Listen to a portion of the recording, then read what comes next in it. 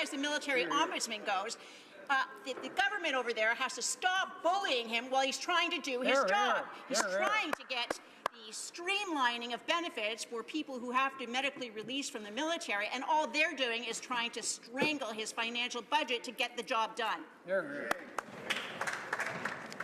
Statements by members. Déclaration de député. L'honorable député de... Member for Pierre Boucher, Les Patriotes Verchères. Mr. Speaker, for the week of action against tax havens, the Bloc Québécois joins its voice to groups of citizens, unions, and civil society mobilizing in front of the Prime Minister's offices in Montreal and elsewhere in the world. From Paul Martin's ships to the Irving schemes to tax regulations that favor Barbados and other tax havens, the Bloc Québécois has always been in the front line against this scourge. In Ottawa, this is a week in favor of tax havens because this works very well for them. From Barbados to Grenada to the Bahamas, the three major Canadian banks represent 80% of bank assets.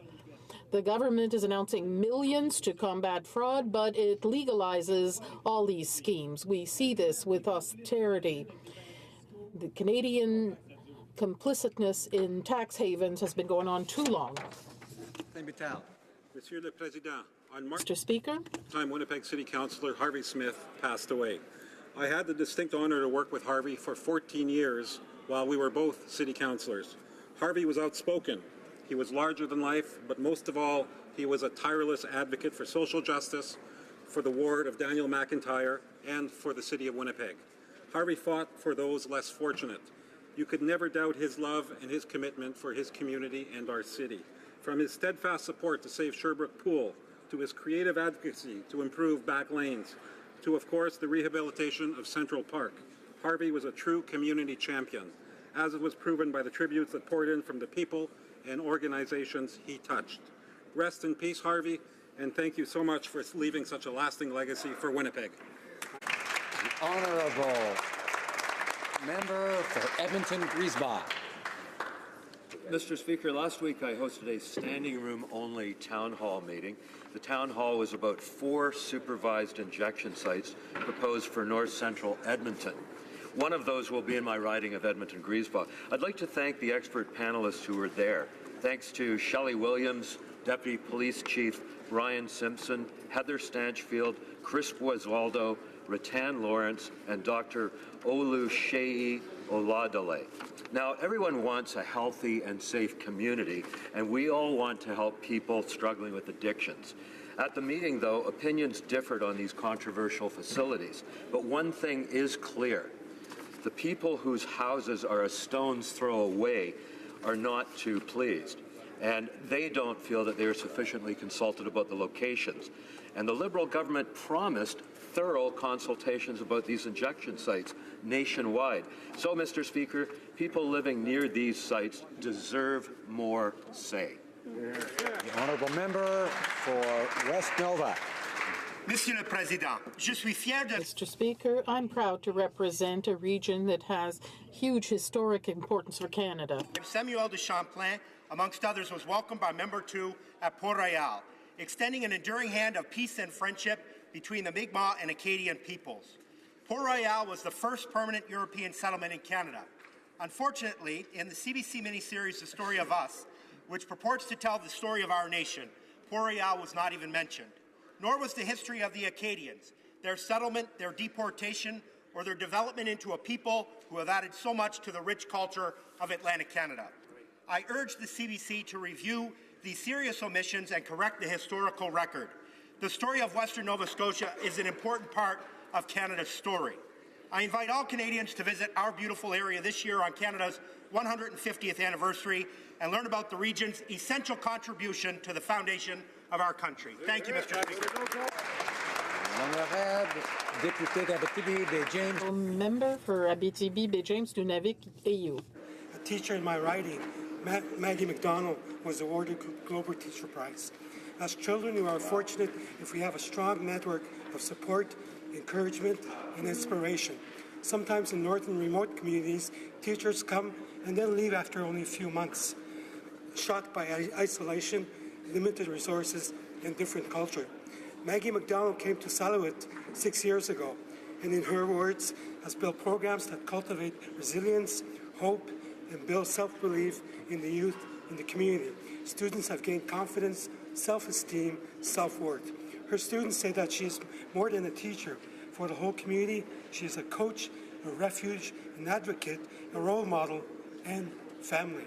With the prize, Maggie plans to start an organization promoting environmental stewardship with Inuit youth.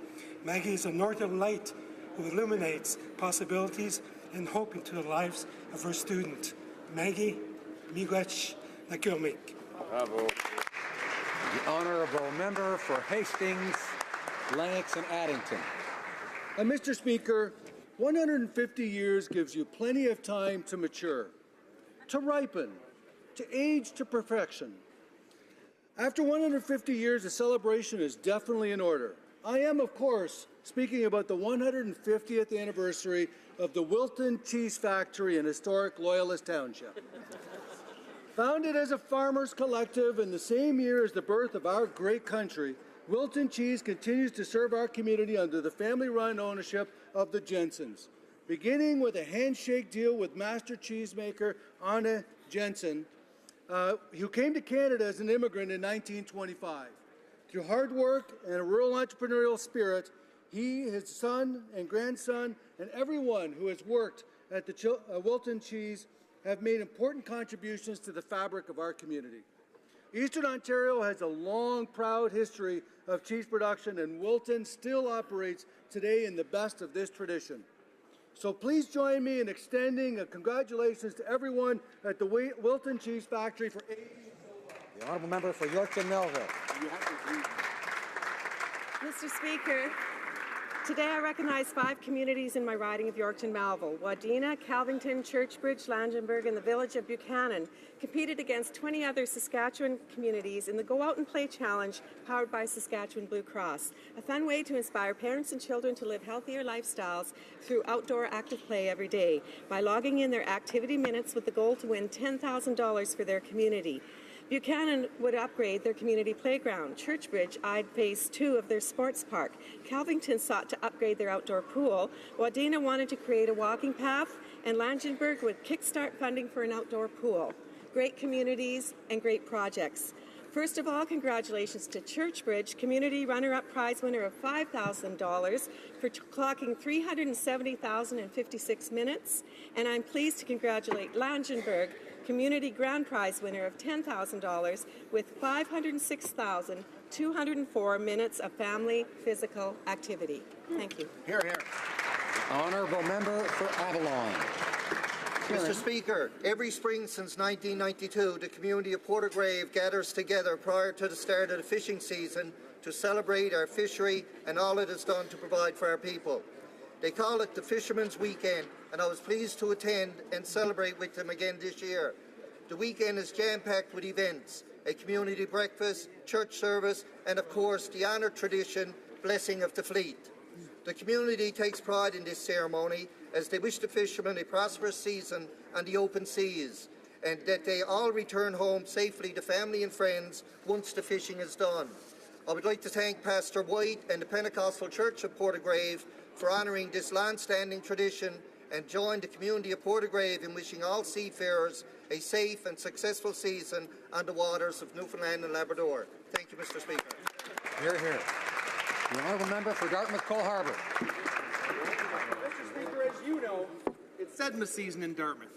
I rise to commend the incredible volunteers who organize the premier minor hockey tournament in Eastern Canada, Sedma. As a hockey dad in Dartmouth-Cole Harbour, Sedma has always been bittersweet. You see, it represents the end of the minor hockey season, so no more practices or games, and a long wait until next season. But Mr. Speaker, where else can you watch a minor hockey team from Serbia play kids from Bedford, Nova Scotia? It's come a long way since the beginnings in the 70s. It's hosted superstars like Sidney Crosby, Brad Marchand, and Nathan McKinnon. Sedma is an economic driver in our community, filling the hotels, retail stores, and restaurants It truly deserves our support. Huge thanks to all the volunteers who work hard to make SEDMA happen. You are providing an amazing experience for our kids and families to remember for years to come. The honourable member for Medicine Hat, Cardston Warner. Mr. Speaker, it is my privilege to acknowledge the incredible efforts of food banks across this nation and the positive impact these not-for-profit organizations have on the thousands of individuals they serve. Certainly do. The Medicine Hat and District Food Bank works collaboratively in community, with community, for community to ensure an adequate and accessible food support system is available to families and individuals in desperate need. I want to highlight the leadership of our food bank's co-executive directors, Tammy Vanderloo and Selena Simmons. As a team, these two community leaders continually seek to implement programs which will not only meet immediate community food security needs, but also endeavor to free families from chronic food insecurity through various programs, along with the development and operation of an innovative Food First program and community garden. All these efforts are part of a larger community plan to address poverty reduction strategies. My wife Sue and I are honored to be hosting Mrs. Tammy Vanderloo as she visits Parliament Hill today, Mr. Speaker. Well done, Tammy, Selena, and Medicine Hat District Food Bank. The honourable member for St. Catharines. Thank you, Mr. Speaker. While today may be the first day of the Blue Jays season, a glorious day indeed, I'm rising today to speak of another important sporting event. On Thursday, I gathered with many supporters in St. Catharines, anxiously waiting for an announcement. A loud cheer was heard in the Performing Arts Centre when we learned Niagara won the bid over 3 other communities to host the 2021 Canada Summer Games. The Canada Summer Games is the largest multi-sport event in the country, and Niagara is excited and honoured to be only the 3rd region in Ontario to host the Games. Having heard from our Olympic athletes, they never forget the first time they were able to put on a jacket with the team name on their back or their first opening ceremony. And the Canada Summer Games provides those opportunities and a venue for our young athletes to develop and succeed. The bid committee and Niagara area mayors and councils chose to go all in bidding on the Canada Summer Games, and were successful. The Games will help generate significant economic activity, and I'm proud to have this opportunity to congratulate them and the residents of St. Catharines on this great success. Thank you. The honourable member for Avignon, L'Amitis Matane Matapédia. Mr. Speaker, as the snowmobile season is waning in my riding, today there are still exceptional snow conditions in the lower St. Lawrence Valley and the Gaspé.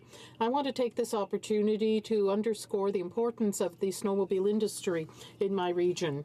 With 4,800 kilometers of trails in my region, offering thrills and spills for thousands of tourists, whether from Canada, the U.S., or abroad, snowmobilers are charmed by exceptional winter conditions and the mountain and sea panoramas of eastern Quebec. Being myself a snowmobiler, I want to congratulate all the volunteers in the snowmobile clubs, as well as those who work in our hotels, motels, restaurants, gas stations, and other businesses. Thanks to your professionalism, you allow our region to benefit from significant spin-offs. That's $100 million in the lower St. Lawrence and the Gaspé. Your commitment and dedication allows our territory to be one of the best places for snowmobiling in Canada.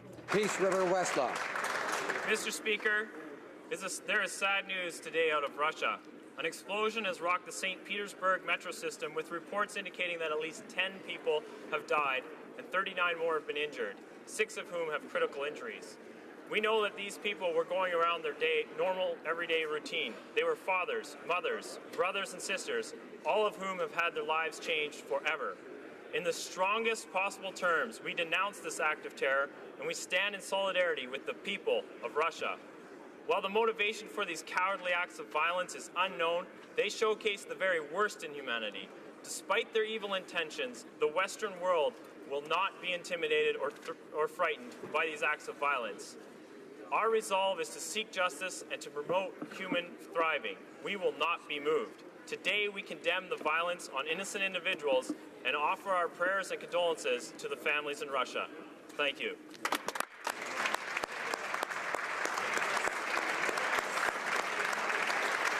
The honourable member for Brampton North. Mr. Speaker, April 2nd marked World Autism Awareness Day.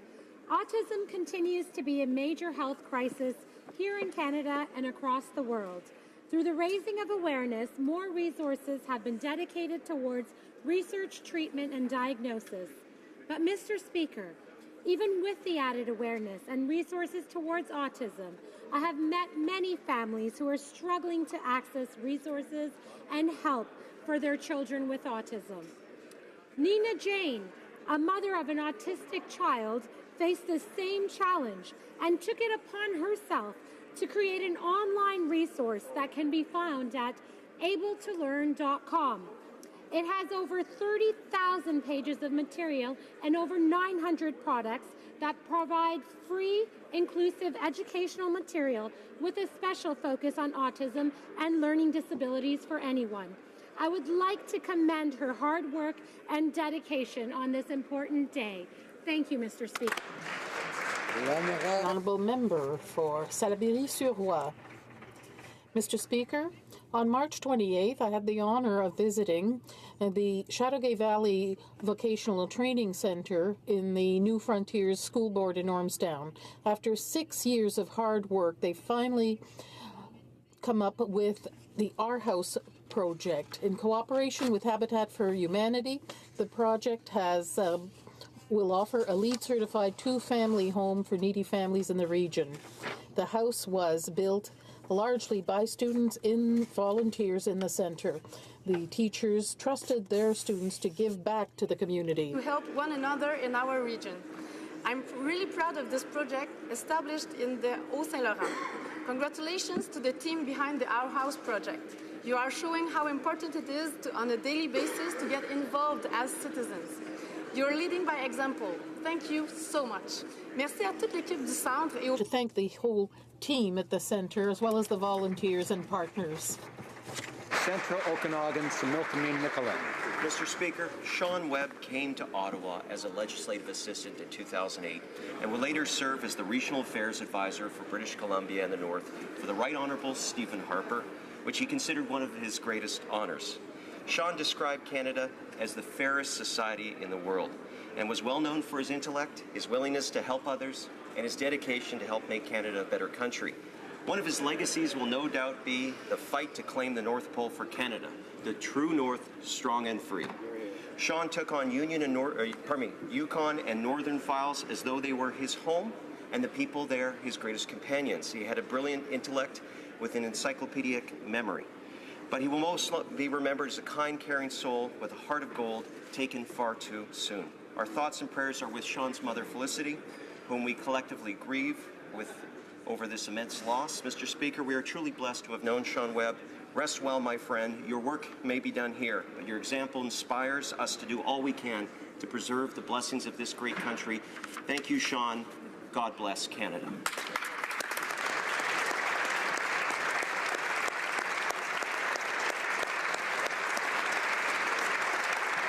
Honourable member for Charlottetown. Mr. Speaker, this weekend, Canadian music took centre stage as our nation's capital welcomed and celebrated some of Canada's most prolific musical talent at the 2017 Juno Awards.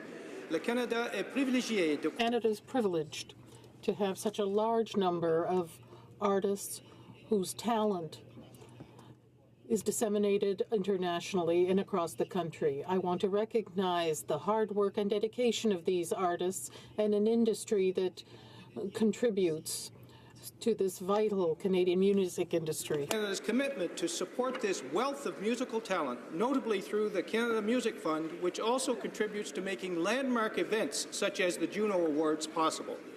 On behalf of the Government of Canada, I wish to congratulate all the recipients and all the nominees during the Juno Award celebrations.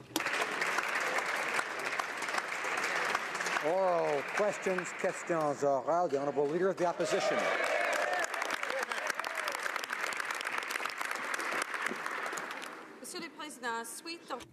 Mr. Speaker, following revelations about employees at the Montreal Airport were sympathizers with ISIL. The Prime Minister was surprising. He said we needed a conversation. What kind of a conversation?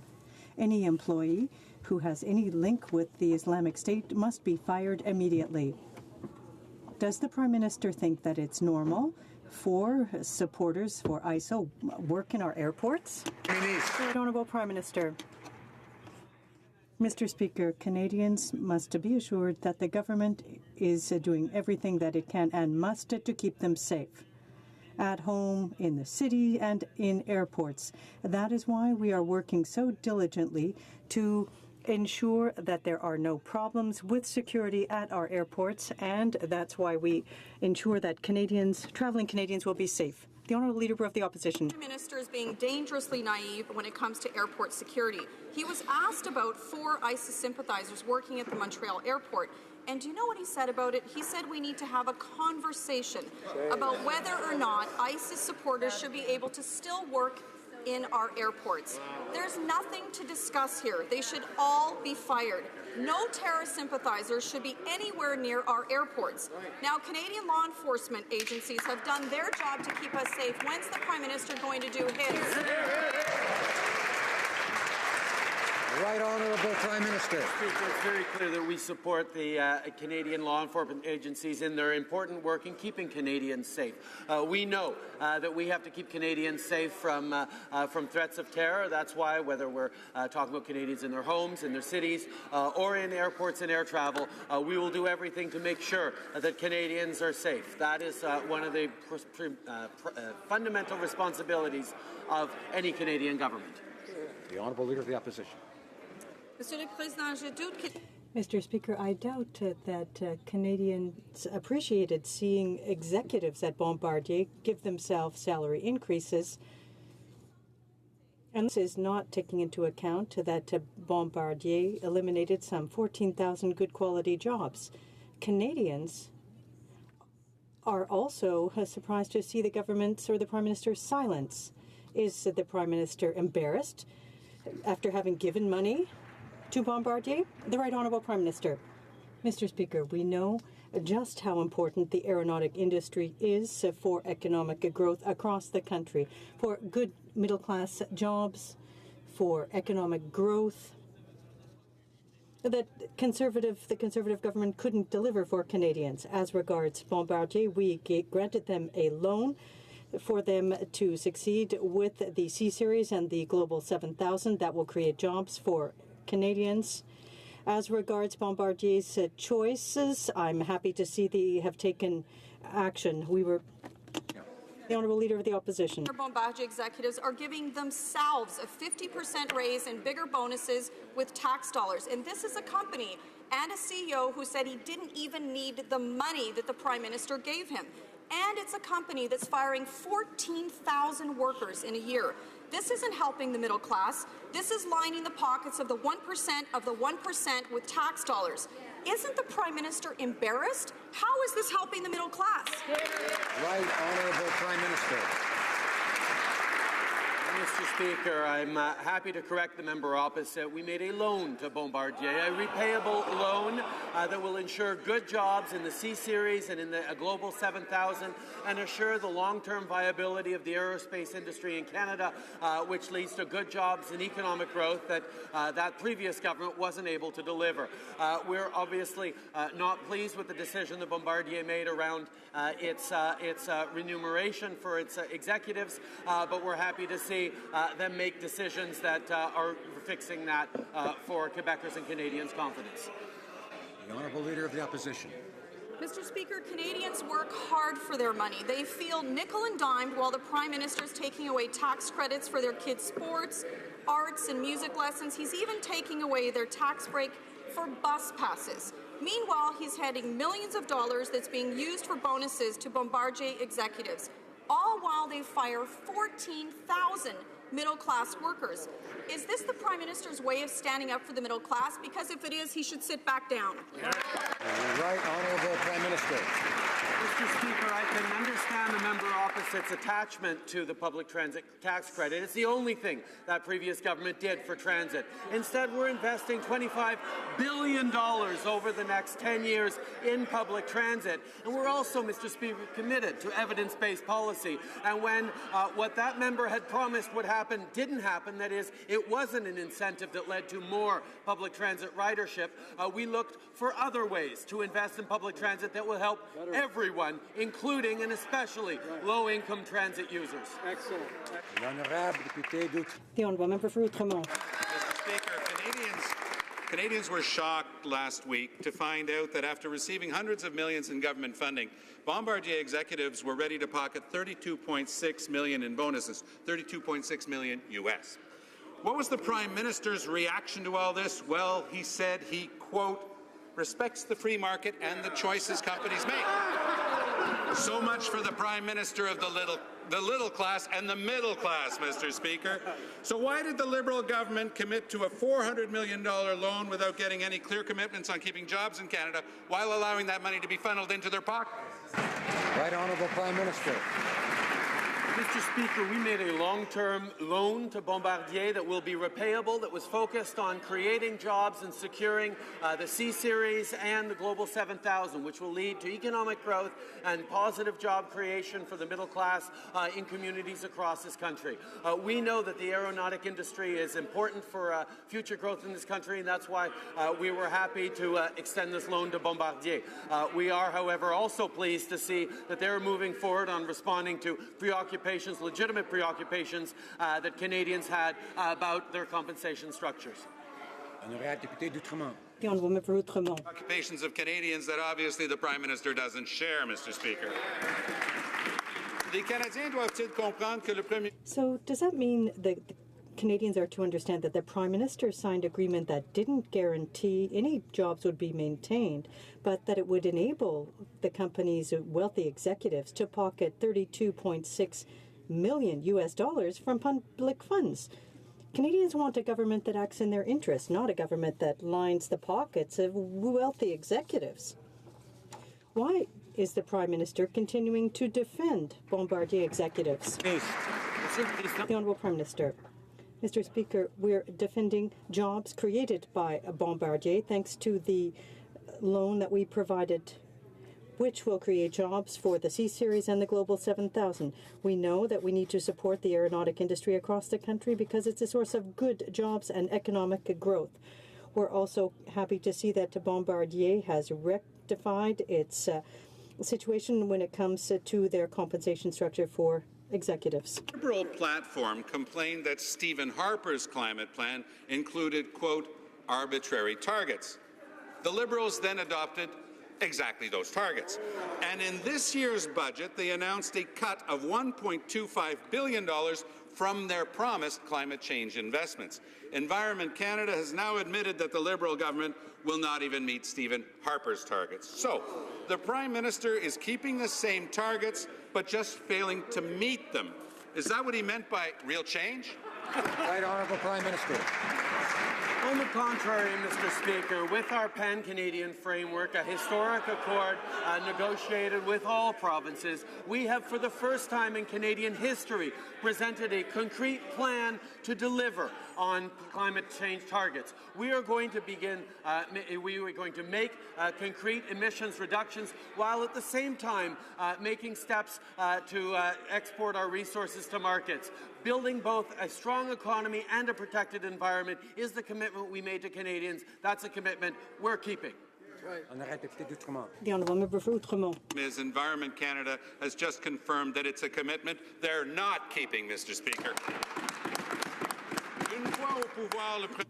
Once in power, the Prime Minister adopted exactly the same climate change targets as Stephen Harper. And last week, Environment Canada confirmed that the government would not meet those dismal targets. Since the Prime Minister himself adopted the targets of the former Conservative government, who's he going to blame now? The Right Honourable Prime Minister. Mr. Speaker, the member is confusing facts. The analysis conducted by the department was based on non-action by the previous government. Since then, we have put in place a pan-Canadian framework that will accomplish our greenhouse gas reduction targets while creating jobs and building a stronger and better future for all Canadians. We can protect the environment and build a prosperous economy. That is what we're doing both at the same time.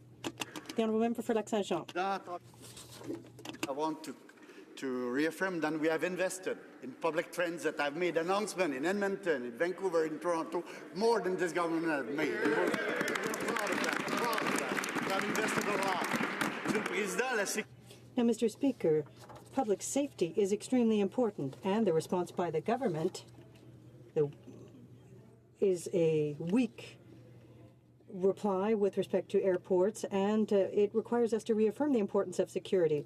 Why is the government not taking seriously this issue? Because these employees had access to the tarmac. They have a soft response to that. The Honourable Minister of Transport. Mr. Speaker, as Minister of Transport, I want to ensure that our airports are safe, secure, and I want our traveling public to feel safe as well. That is why we put in place a robust system. People who work in other secure zones of our airports are verified on a daily basis. We have removed people because we didn't think that they were reliable. We will continue to be vigilant. Our safety system is extremely important. The Honourable Member for Lac-Saint-Jean. Mr. Speaker, since we learned that these employees had access to zones, safety zones, secure zones, well, what was done? Were they fired? What steps were taken? Today, again, we see that there are attacks across the world, but here, well, we need to know what the measures are that are going to be taken.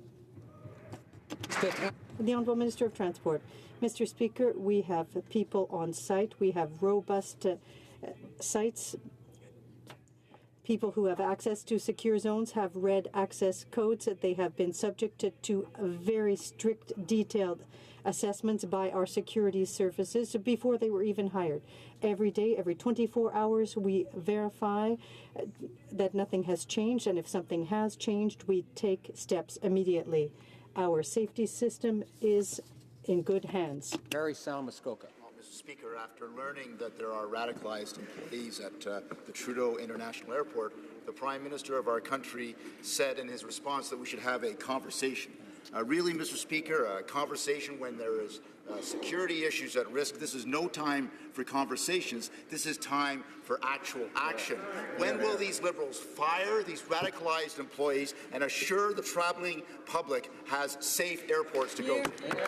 Honourable Minister of Transport. Mr. Speaker, as Minister of Transport, I take security at our airports extremely seriously. Not only do we have a system in place that is secure, we also want to make sure that Canadian travellers feel that they are in security. And I want to say that we have a very robust system that is in place. In the last 2 years, we have prevented 1,100 people from either being hired to work in secure areas or we have removed their security clearance. We are vigilant on a daily basis so that Canadians can feel that they are in security, and we will continue to be vigilant about it.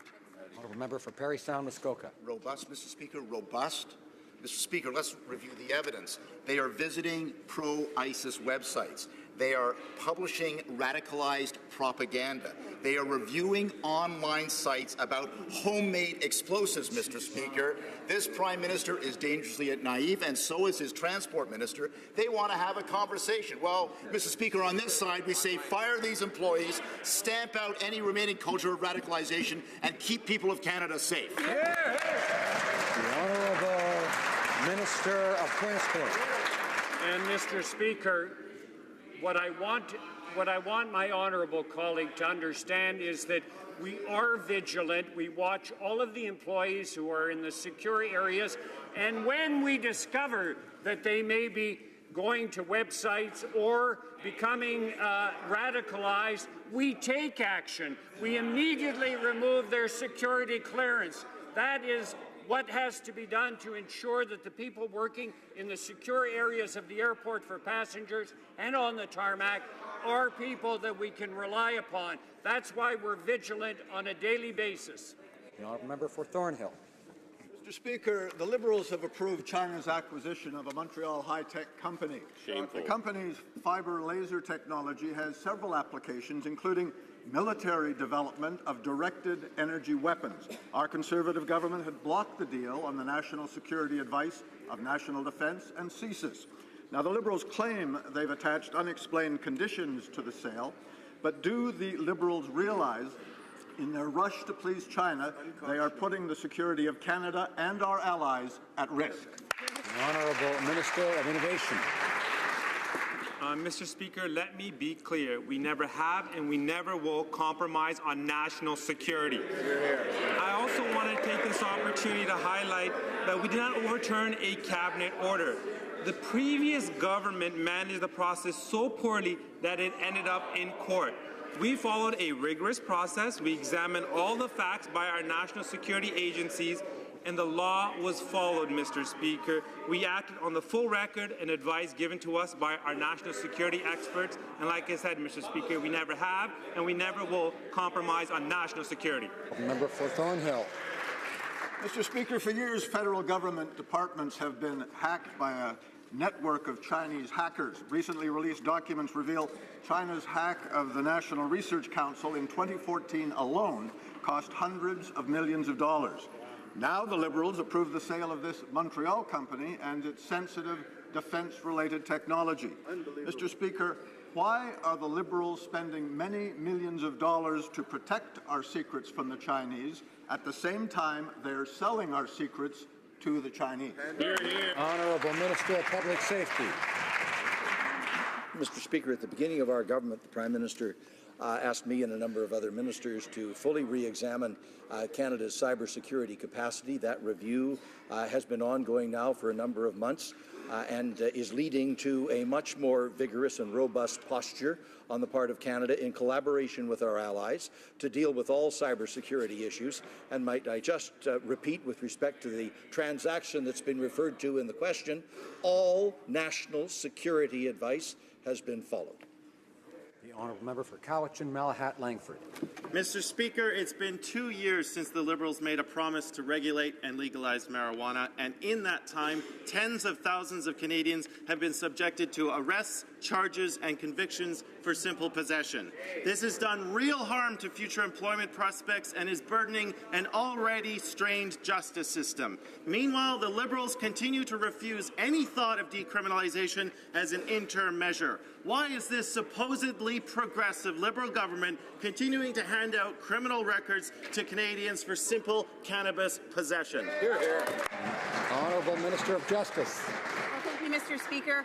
Our government, as we have said all along, is committed to legalization of cannabis, strict regulation, and restricting access. We are going to be moving forward and are moving forward in a comprehensive and responsible way. Simply decriminalizing will not achieve the objectives of keeping it out of the hands of children and the proceeds out of the hands of criminals. We will be moving forward, as I said, in a responsible way, and simply decriminalizing, to use the words of the member of Outremont, would be a mistake.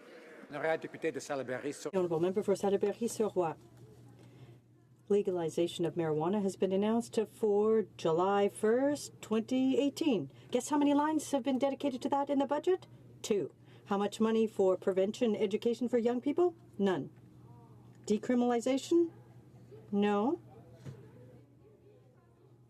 But thousands of criminal records have been given to young people for simple possession since 2015. How many professional careers will the Minister of Youth and the Prime Minister sacrifice in order to move ahead with this improvised announcement? Honourable Minister of Justice. Well, thank you, Mr. Speaker. Again, our government is committed to moving forward with the legalization of cannabis, strictly regulating and restricting access to it. Simply decriminalizing would not achieve the objectives that we have put forward in a concrete way in terms of keeping it out of the hands of children and the proceeds out of the hands of criminals. We have brought together experts in the area of public health, safety, and justice to ensure that we're proceeding on a comprehensive and responsible basis when we are going to be moving forward with the introduction of legislation. Honourable member for Lanark, Frontenac, Kingston. Thank you, Mr. Speaker. Mr. Speaker, the House Leader says that the Liberal election promise to change the standing orders trumps the traditional practice of seeking agreement with the opposition parties when it comes to the rules that run this place. So I took a look at the Liberal platform, something that the House Leader might want to consider doing when she finds the time. It says, quote, "We will work with all parties to recommend changes to House of Commons rules," end quote. Now, I'd say that this promise trumps the government's claim that it has a mandate to impose changes to the standing orders unilaterally. Is this going to be simply another broken promise? Honourable Government House Leader. Mr. Speaker, during the election campaign, we committed to modernizing the way Parliament works to make it a 21st century workplace. It's important that we have this conversation and this discussion. It's exactly what I've said from the beginning. I look forward to working with all members in this place to have a meaningful conversation so that we can bring this workplace into the 21st century. Thank you, Mr. Speaker. The Honourable Member for Mégantic-L'Érable. They say one thing and they do the opposite, Mr. Speaker. The Liberal government wants to change the standing orders unilaterally. Parliamentary reform take two. Last year, the Prime Minister attempted cavalierly to muzzle the opposition to achieve his own ends. He was given a penalty for unparliamentary behaviour and had to back down. But that's not new. In 1969, Pierre Elliott Trudeau, the father of the current Prime Minister, said that members on opposition benches were nobodies. Does the current Prime Minister think as well that all members who aren't ministers or who don't think the same way he does are nobodies? The Honourable Government House Leader. Mr. Speaker, during the election campaign, we committed to modernising Parliament and to making it a 21st century workplace. Our objective has always been to ensure that Parliament would be pertinent in the eyes of Canadians and that the Houses would be transparent and to better serve Canadians. We are eager to hear the discussions that unfold at committee and from other members and Canadians. Thank you, Mr. Speaker. Mr. Speaker, in a year and a half, the Prime Minister has shown that he doesn't know how to govern. His out-of-control spending, skyrocketing deficit, and ethical lapses have frankly been an embarrassment. But instead of owning up to his mistakes, he and his House Leader are trying to take away the rights of opposition members to hold them to account. Well, Canadians are on to what the Liberals are trying to do. So I'm going to ask the Prime Minister, has he seen the light? And will he commit that no changes will be made without the consent of all opposition parties?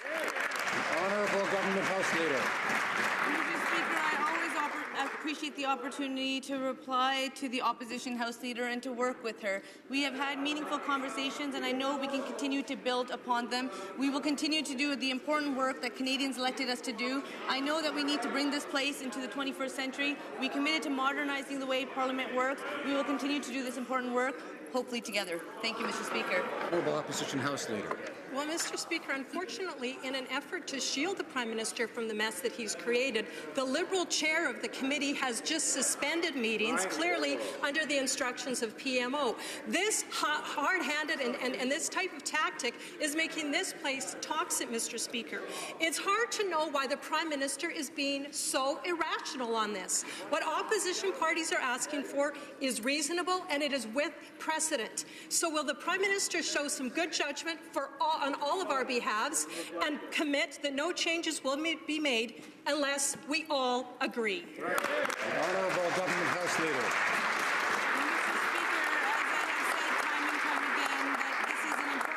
Paper, an important conversation for all members to have. I look forward to engaging in that conversation so that we can bring this workplace into the 21st century exactly as we committed to Canadians. Our objective has always been to ensure that Parliament is relevant to Canadians, to ensure that their voices are also heard in this place.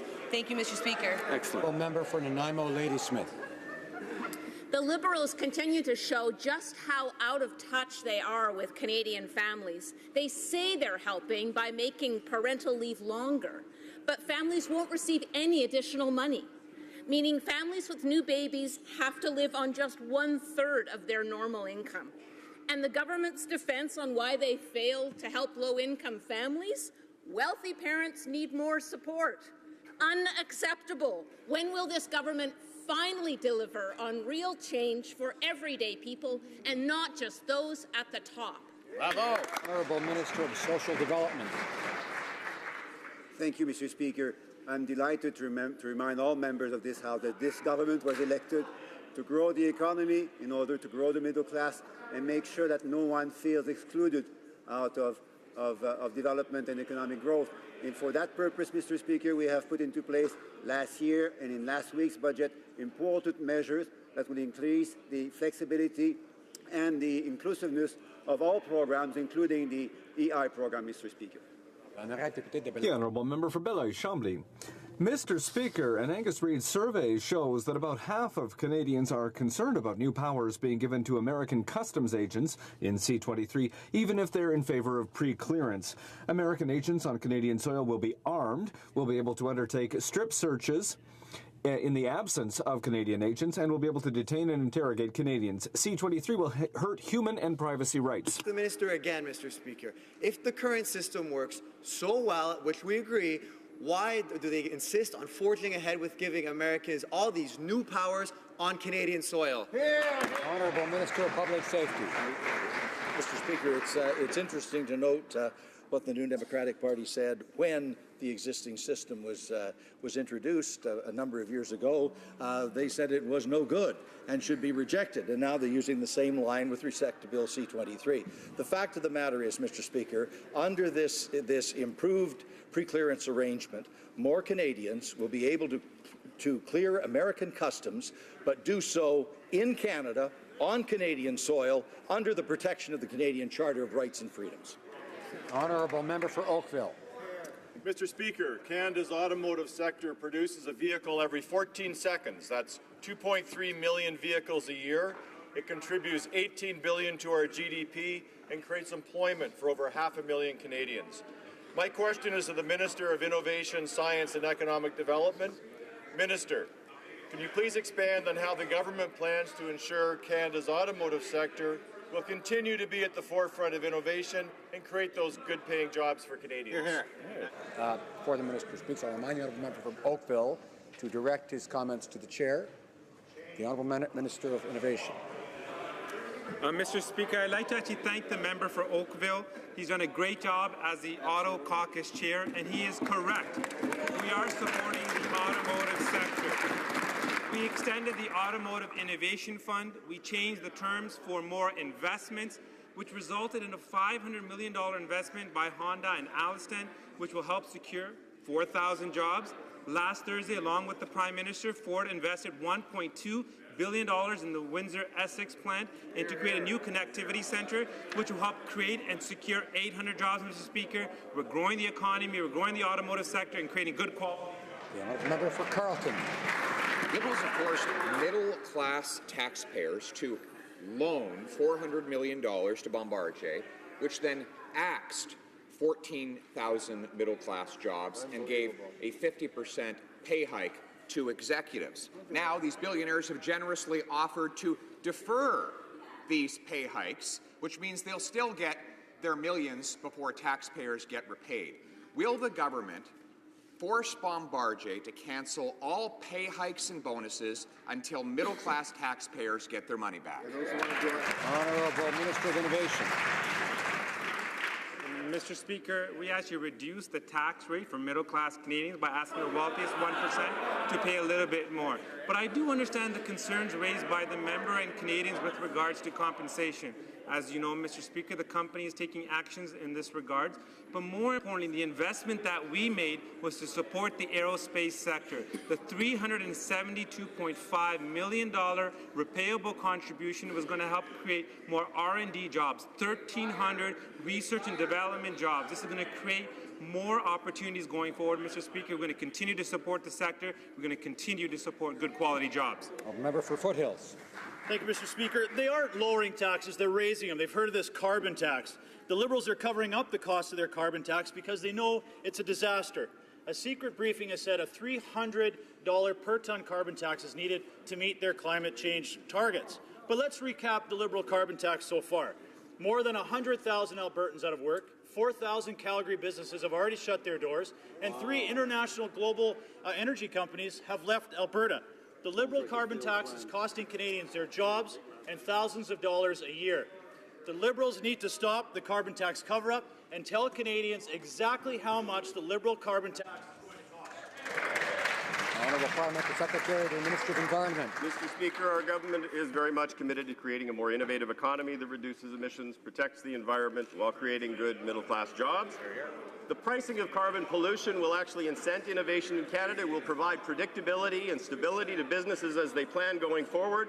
After 10 years of nothing being done in this country, on the part of the previous government, our focus is on lasting action to reduce climate change, to provide a good future for our kids, and to boost innovation and create good middle-class jobs for Canadians. Member for Elgin, Middlesex, London. Mr. Speaker, Canadian families are struggling to make ends meet. The cost of heating their homes, feeding their families, and transportation have skyrocketed, and the Liberals' carbon tax is making the bad situation even worse. We already knew the Liberals' plan was going to cost thousands of dollars, and now we learn that it's going to be 5 times that. Why won't the Liberals release the secret data we have been demanding for months? Is it because they know that most Canadian families and seniors will not be able to afford this? Honourable Parliamentary Secretary. Mr. Speaker, I would remind the honourable member that 80% of Canadians already live in jurisdictions that have implemented a price on carbon pollution. The provinces have moved forward in a thoughtful manner in order to address greenhouse gas emissions and also boost innovation in this country. I would also ask the honourable member to perhaps refer to where she actually got the number. This is an external review that looks at carbon pricing as the only mechanism that's utilized to address greenhouse gas emissions. This government has put together a comprehensive plan that includes regulatory measures, pricing of carbon pollution, and investments in clean technology in order to address carbon emissions and to promote innovation in Canada. The honourable member for Portneuf, Jacques Cartier. Mr. Speaker, we'll try again in French. The Liberals are once again hiding behind smoke and mirrors. The National Post has revealed that when Environment Canada informed the Minister of the Environment that the carbon tax will not meet its stated objectives. And what's more, we've learned that this tax will cost Canadian families thousands of dollars. What rank Liberal hypocrisy, Mr. Speaker? The Minister needs to take decisions to protect our environment and table a real, effective plan to meet the Paris Accord targets and do it without paying for it by nickel and diming Canadians, Mr. Speaker. The Honourable Parliamentary Secretary. Has presented a plan to reduce carbon emissions and meet our Paris Agreement targets. It's called the Pan-Canadian Framework, and I would ask the honourable member perhaps to take a look at that document. The honourable member. The honourable member for Saint-Hyacinthe-Bagotte. In Quebec, a number of professional orders, from lawyers to doctors and nurses, have called for a clarification to define the notion of reasonably foreseeable natural death included in the Medical Assistance in Dying Act. Not only is this act too restrictive, it's too vague. So much so, Mr. Speaker, that right now there are people who are suffering, who are choosing to end their own lives. The government of Quebec has understood that those who are suffering, those who are most vulnerable, need for their situation to be taken into account. Will this government finally do the same? The Honourable Minister of Health. Mr. Speaker, our government has adopted a law that provides a legislative framework for medical assistance in dying which protects most vulnerable Canadians while giving safe and consistent access to medical assistance in dying across the country. We will launch independent studies to ensure that the various issues which are outside the law are taken into account, and we will continue to work with the provinces and territories on this issue. For Windsor West. Mr. Speaker, the Liberals have failed to conduct crucial national security reviews of 2 sensitive takeovers by foreign companies. Now the Liberals have approved a Chinese takeover of a Montreal firm specializing in sensitive laser technology that is used to produce weaponry, Mr. Speaker. The Conservatives blocked this same deal in 2015 after being warned it jeopardized national security.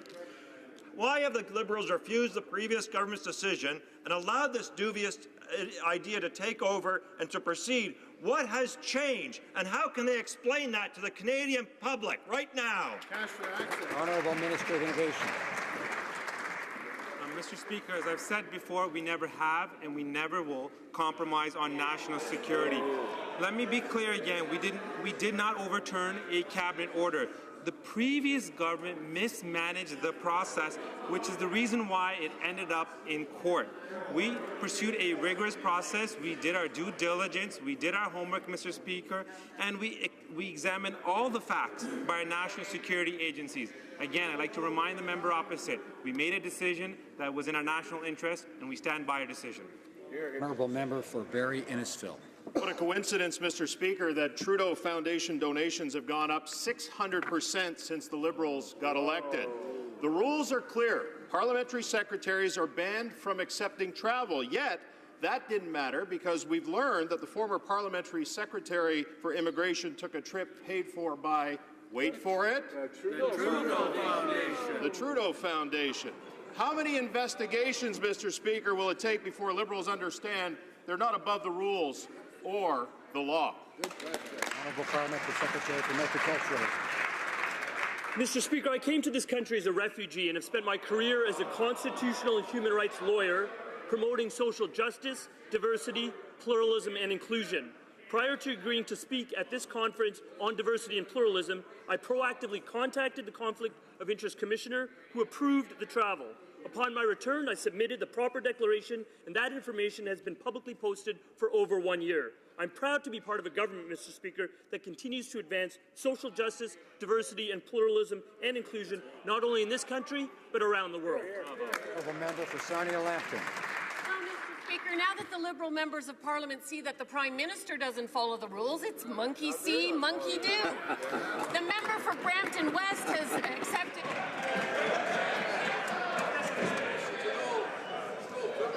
I think the member knows that there are certain words that aren't helpful in the House of Commons, and I'd ask her not to use that phrase. We don't refer to other members in terms of animals. So I'll let the honourable member finish her question. Honourable member for Sarnia-Lambton. Well, the point of it is, Mr. Speaker, that the member for Brampton West accepted over $5,000 for a trip to Tanzania from a group that lobbies the government, contrary to specific rules forbidding exactly this. Obviously, the Prime Minister is not going to make her follow the rules because he doesn't follow the rules. But when are the Liberals going to start following the rules? Honourable Parliamentary Secretary to the Minister of National Revenue.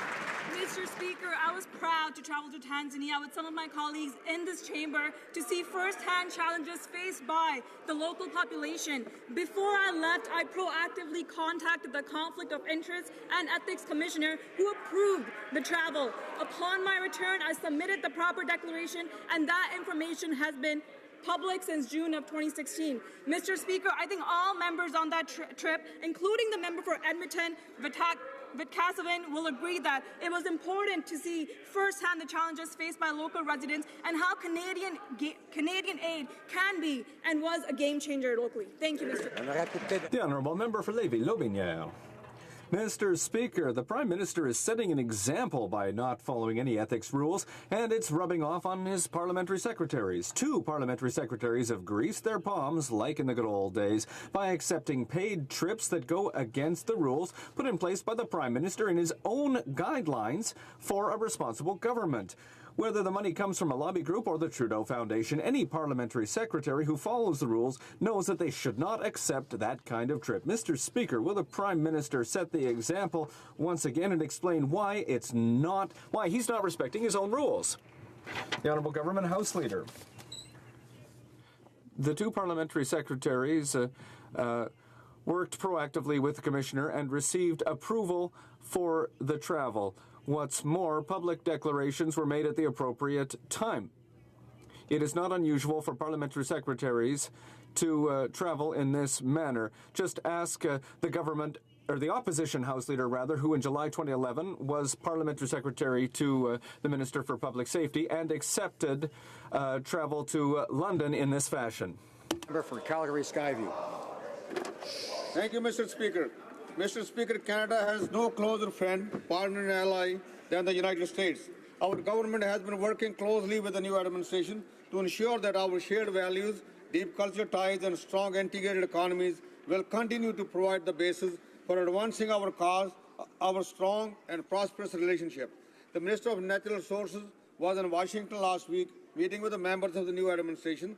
Could the honourable member please update the House on the outcomes of that visit? Thank you, Mr. Speaker. Minister of Natural Resources. The member from Calgary-Skyview for his question. During my trip to Washington, I met with cabinet secretaries, legislators, industry leaders and unions to deliver the message that natural resources are at the heart of a strong and lasting relationship. We talked about the Keystone XL pipeline decision, which is a good example of how energy infrastructure creates thousands of good middle-class jobs in both countries. Our government has said from the beginning that strong working relationships are important, and this trip focused on building understanding with American counterparts for the important work to come. The honourable member for Renfrew, Nipissing, Pembroke. Order. Mr. Speaker, the minister is allowing his officials to bully the military ombudsman. 6 months ago, the ombudsman recommended that medically releasing soldiers have their incomes and medical treatments in place prior to leaving the military rather than waiting months for an income and struggling for years for their health benefits. The attack on the military ombudsman is really an attack on the people the minister was appointed to serve. Why won't he implement the recommendation? Honourable Parliamentary Secretary to the Minister of Defence. The Ombudsman's Office was created to act as a mediator, undertake investigations, and produce objective reports on subjects concerning the Canadian Armed Forces and the Department of National Defence. A report has been submitted on governance, calling for greater independence. The department has committed to having a good working relationship with the Ombudsman, and the Ombudsman must be allowed to do his work. The Honourable Member for Trois-Rivières.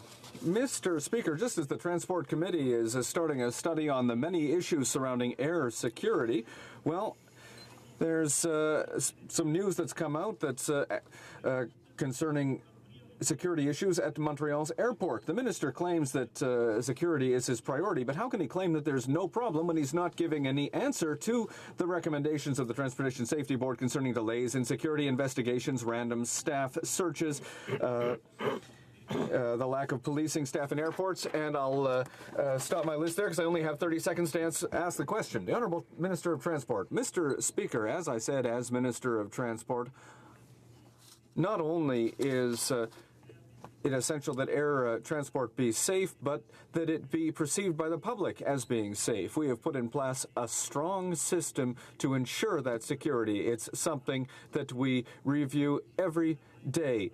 And those who are working in the secure area of the airport are checked every day to ensure that they are reliable, that they can continue to work there. No, Mr. Speaker, that we have put in place mechanisms to ensure the safety of our airports.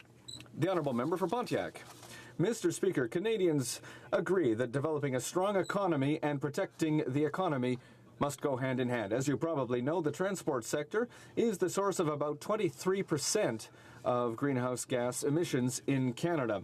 Can the Minister of Transport please inform Canadians about his previous actions and the clear commitments that our government has taken in Budget 2017, which will ensure that every effort is taken to reduce emissions in the transport sector? The Honourable Minister. Mr. Speaker, I'd like to thank my colleague from Pontiac for his excellent question. Our government is working very hard to reduce greenhouse gases in the transport sector. And we're also very proud of the role that we played in the aerospace sector last fall. Know that in this year's budget, there's $57 million to work on clear regulations on greenhouse gas emissions in the aerospace, maritime, rail, and auto sectors. Mr. Speaker, we are heading in the right direction. The Honourable Member for Charlebourg, Haute-Saint-Charles. Mr. Speaker, during the recent election campaign, funding for the Quebec Nordic Institute was a priority for the Conservatives. 4 months after the election, the member for Louis-Hébert said that all the stars were aligned for federal funding. 18 months later, the province, Mayor Lebaume, and Laval University are still waiting for confirmation of that funding. Patience has its limits, and this is another Liberal promise that's disappeared. Will the Liberals wake up and fund the Quebec Nordic Institute? The Honourable Parliamentary Secretary for Health. Mr. Speaker, we have been very clear, we have been very good partners with Laval University, and we are working on the Quebec Bridge right now, for example, and over 10 years of Conservative government, nothing was done for the Quebec Bridge. We are a good partner for the region of Quebec City. The Honourable Member for Pierre Boucher, Les Patriotes Verchères. Mr. Speaker, we now know when the new softwood lumber crisis will begin, on April 24th. Countervailing duty rates will be revealed and will be imposed on Canadian wood sold in the United States. The UMQ, like all stakeholders in the forestry sector, expects a long legal battle which once again will cost the regions of Quebec. Will Ottawa commit here and now to providing loan guarantees to forestry enterprises to help them face the new softwood crisis they're leading us into? The Honourable Minister of Natural Resources. Mr. Speaker, our government is taking the challenges facing the forestry sector very seriously, and we're working with our provincial partners to ensure the prosperity, the continued prosperity of the sector. The federal provincial group met recently to discuss operations and collaboration and ways to protect jobs. We will continue to work with the provinces to find agreement with the United States and to protect jobs and the families who depend from this important sector. The Honourable Member from Manicouagan. Mr. Speaker, I'm happy to hear that, but we need a yes or no. There's just 3 weeks left for this government to decide to help Quebec's regions get through the next softwood lumber crisis. Last time, Ottawa did such a bad job of negotiating that we lost 24,000 jobs in Quebec alone. Families went jobless, and people were forced to leave our regions in the Côte-Nord, and that's serious. Will the government give a loan guarantee to the forestry sector, yes or no? Or will it once again abandon Quebec's regions? The Honourable Minister of Natural Resources. Takes very seriously the challenges ahead for the forestry sector, and we're working hard with our provincial partners, including from the province of Quebec, to protect jobs and ensure the long-term prosperity of this important industry.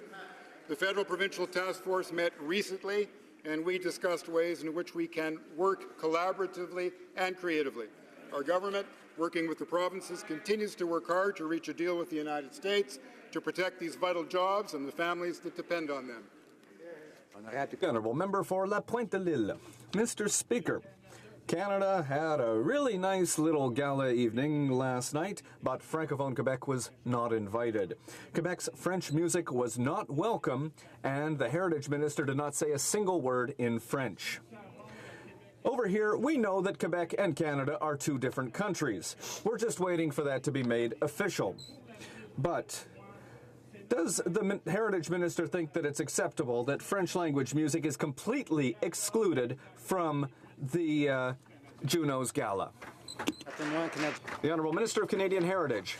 Mr. Speaker, we are very proud to play a leadership role when it comes to official languages, and bilingualism is obviously very important for our Prime Minister and for our government. I'm very proud to have participated, along with the Prime Minister, in this important gala, which promotes talents from across the country, musical talent from across Canada.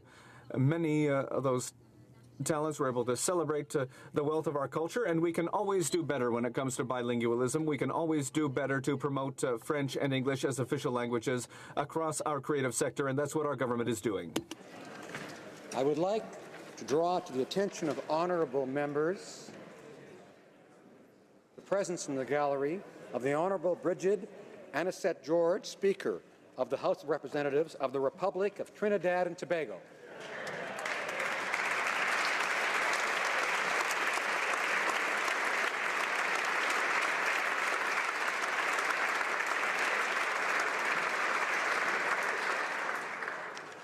Tabling of documents.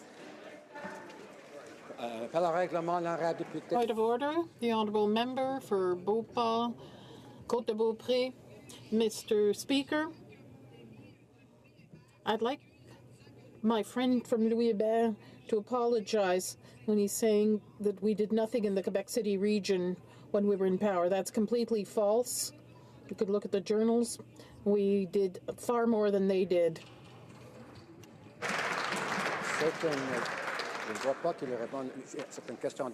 That is a question for debate. Sorry, White Rock is rising on a point of order. Order. Thank you, Mr. Speaker. I'd like to rise on a point of personal privilege. Mr. Speaker, I know that there have been times in all of our lives where we have done things we wish we hadn't, where we've said things that we wish we didn't. And there have been times when we wish we could take back the words or the actions that have caused pain or hurt in others. But there have also been times which have actually affected change. And Mr. Speaker, I believe today is that day. And I hope that